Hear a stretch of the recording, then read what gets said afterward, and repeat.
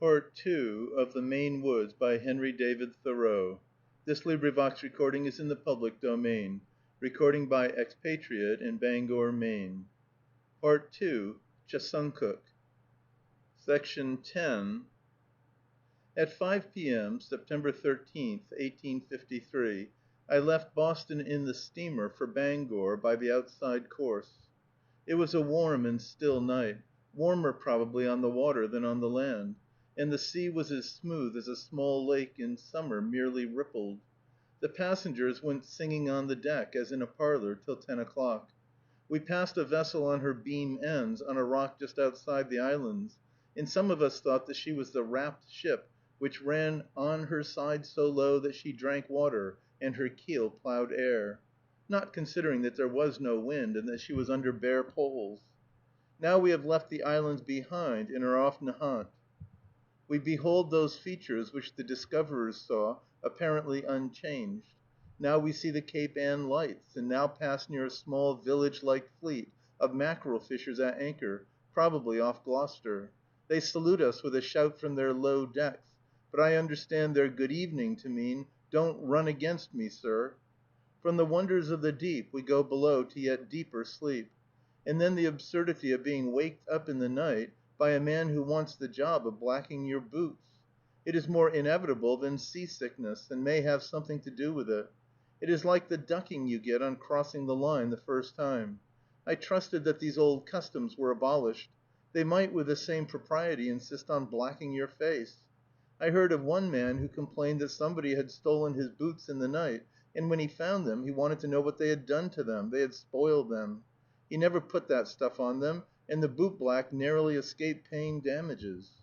Anxious to get out of the whale's belly, I rose early and joined some old salts, who were smoking by a dim light on a sheltered part of the deck. We were just getting into the river. They knew all about it, of course. I was proud to find that I had stood the voyage so well, and was not in the least digested. We brushed up and watched the first signs of dawn through an open port, but the day seemed to hang fire. We inquired the time. None of my companions had a chronometer. At length an African prince rushed by, observing, "12 o'clock, gentlemen," and blew out the light. It was moonrise, so I slunk down into the monster's bowels again. The first land we make is Monhegan Island, before dawn, and next St. George's Islands, seeing 2 or 3 lights. Whitehead, with its bare rocks and funereal bell, is interesting. Next I remember that the Camden Hills attracted my eyes, and afterward the hills about Frankfort. We reached Bangor about noon. When I arrived, my companion that was to be had gone up river, and engaged an Indian, Joe Aitteon, a son of the Governor, to go with us to Chesuncook Lake. Joe had conducted 2 white men a moose hunting in the same direction the year before. He arrived by cars at Bangor that evening, with his canoe and a companion, Sabattis Solomon, who was going to leave Bangor the following Monday with Joe's father, by way of the Penobscot, and join Joe in moose hunting at Chesuncook when we had done with him. They took supper at my friend's house, and lodged in his barn, saying that they should fare worse than that in the woods. They only made Watch bark a little when they came to the door in the night for water, for he does not like Indians. The next morning Joe and his canoe were put on board the stage for Moosehead Lake, 60 and odd miles distant, an hour before we started, in an open wagon. We carried hard bread, pork, smoked beef, tea, sugar, etc., seemingly enough for a regiment, the sight of which, brought together, reminded me by what ignoble means we had maintained our ground hitherto. We went by the Avenue Road, which is quite straight and very good, northwestward toward Moosehead Lake, through more than a dozen flourishing towns, with almost every one its academy, not one of which, however, is on my General Atlas, published, alas, in 1824, so much are they before the age, or I behind it. The earth must have been considerably lighter to the shoulders of General Atlas then. It rained all this day, until the middle of the next forenoon, concealing the landscape almost entirely, but we had hardly got out of the streets of Bangor before I began to be exhilarated by the sight of the wild fir and spruce tops, and those of other primitive evergreens, peering through the mist in the horizon. It was like the sight and odor of cake to a schoolboy. He who rides and keeps the beaten track studies the fences chiefly. Near Bangor, the fence posts, on account of the frost heaving them in the clayey soil, were not planted in the ground, but were mortised into a transverse horizontal beam lying on the surface.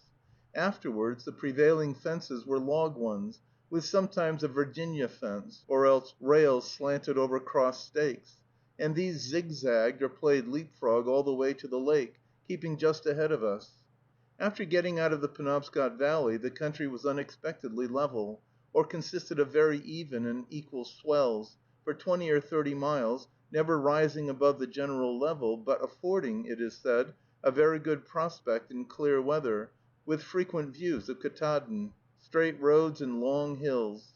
The houses were far apart, commonly small and of one story, but framed. There was very little land under cultivation, yet the forest did not often border the road. The stumps were frequently as high as one's head, showing the depth of the snows. The white hay caps, drawn over small stacks of beans or corn in the fields, on account of the rain, were a novel sight to me. We saw large flocks of pigeons, and several times came within a rod or two of partridges in the road. My companion said that in one journey out of Bangor he and his son had shot 60 partridges from his buggy. The mountain ash was now very handsome, as also the wayfarer's tree, or hobblebush, with its ripe purple berries mixed with red.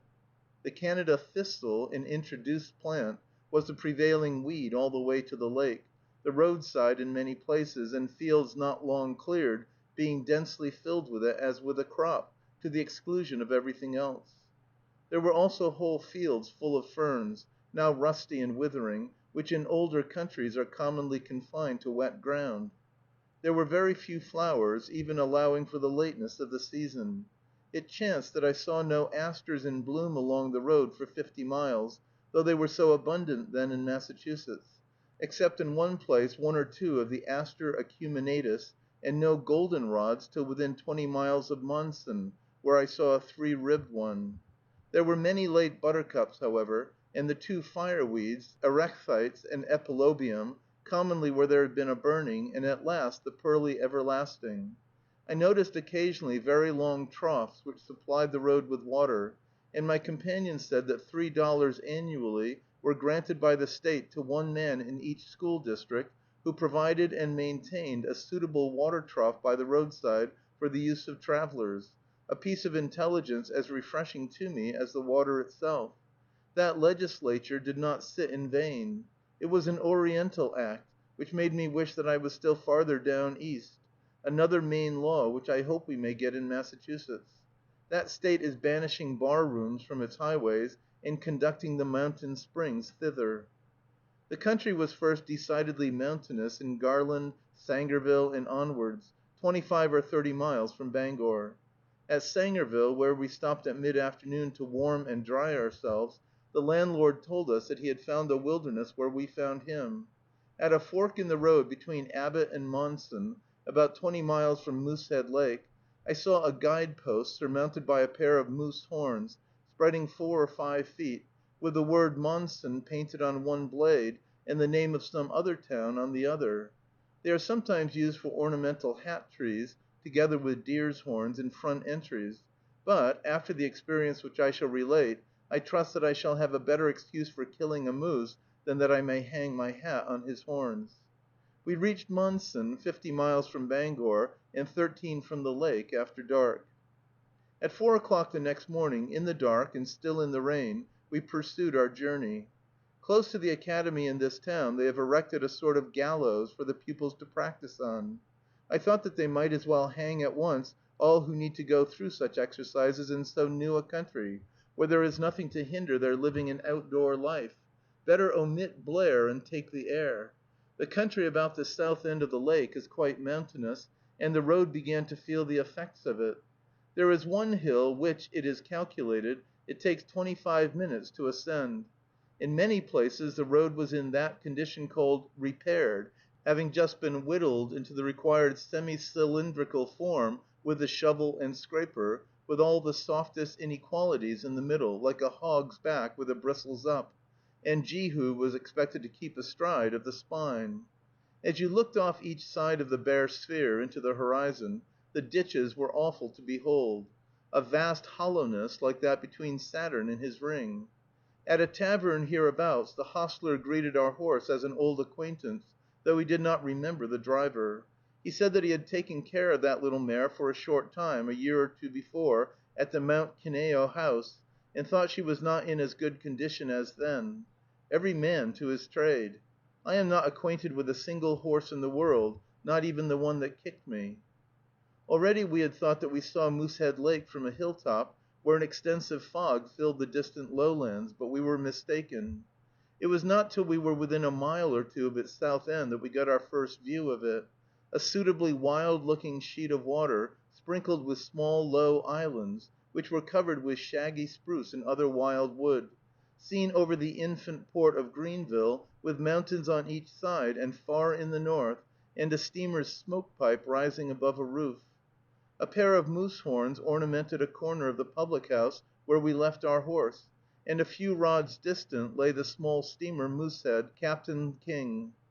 There was no village, and no summer road any farther in this direction, but a winter road, that is, one passable only when deep snow covers its inequalities, from Greenville up the east side of the lake to Lily Bay, about 12 miles. I was here first introduced to Joe. He had ridden all the way on the outside of the stage the day before in the rain, giving way to ladies, and was well wetted. As it still rained, he asked if we were going to "put it through." He was a good-looking Indian, 24 years old, apparently of unmixed blood, short and stout, with a broad face and reddish complexion, and eyes, methinks, narrower and more turned up at the outer corners than ours, answering to the description of his race. Besides his underclothing, he wore a red flannel shirt, woolen pants, and a black Kossuth hat, the ordinary dress of the lumberman, and, to a considerable extent, of the Penobscot Indian. When afterward he had occasion to take off his shoes and stockings, I was struck with the smallness of his feet. He had worked a good deal as a lumberman, and appeared to identify himself with that class. He was the only one of the party who possessed an India rubber jacket.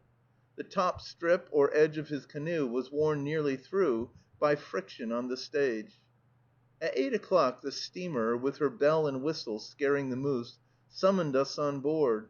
She was a well-appointed little boat, commanded by a gentlemanly captain, with patent life seats and metallic life boat, and dinner on board, if you wish.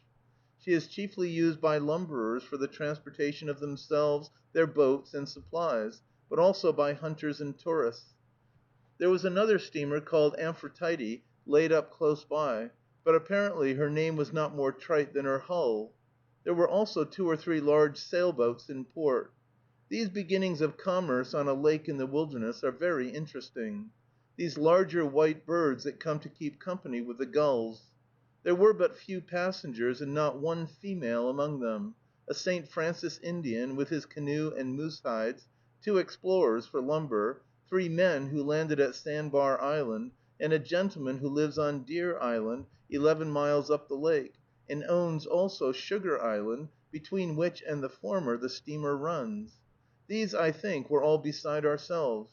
In the saloon was some kind of musical instrument, cherubim or seraphim, to soothe the angry waves, and there, very properly, was tacked up the map of the public lands of Maine and Massachusetts, a copy of which I had in my pocket.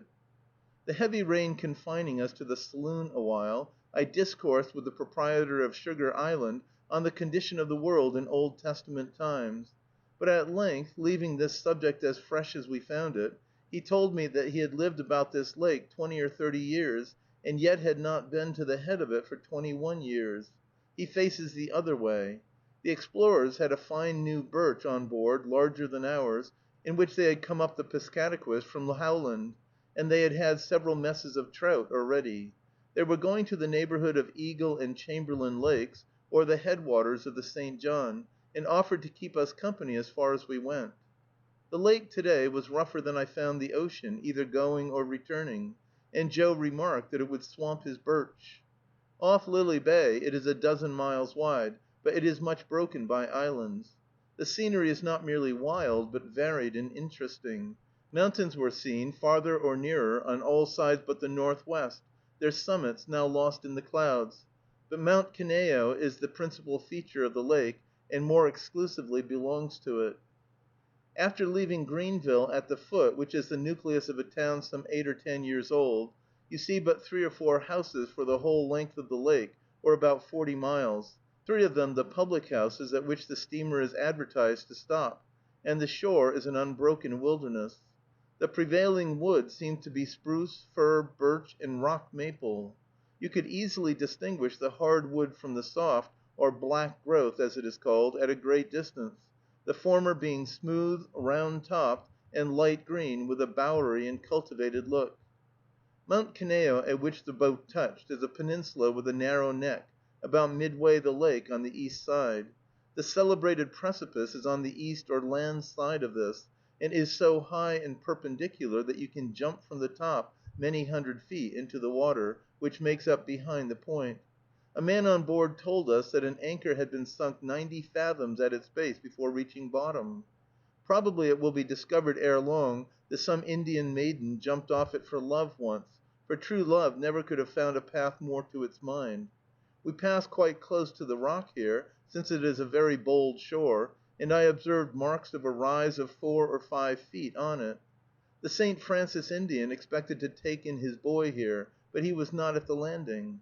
The father's sharp eyes, however, detected a canoe with his boy in it far away under the mountain, though no one else could see it. "Where is the canoe?" asked the captain. "I don't see it." But he held on, nevertheless, and by it hove in sight. End of Part 2, Section 10. Recording by Expatriate in Bangor, Maine.